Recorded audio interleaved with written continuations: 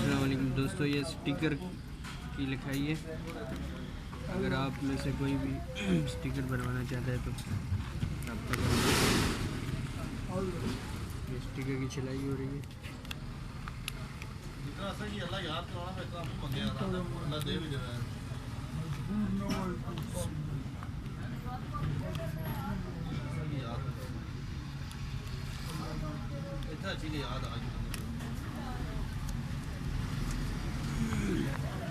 दोस्तों ये प्लाटो है, ये रिफ्लेक्टेड टेप की जो है कटिंग जो है स्टिकर बना रहे।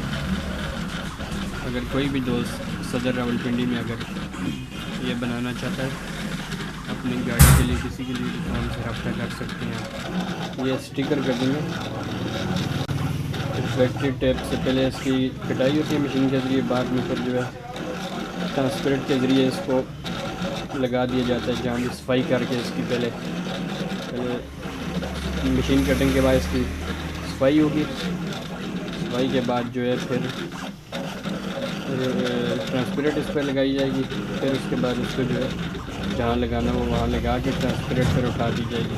इंशाल्लाह मैं मज़ीद भी आपको बताता हूँ बना के इंशाल्लाह।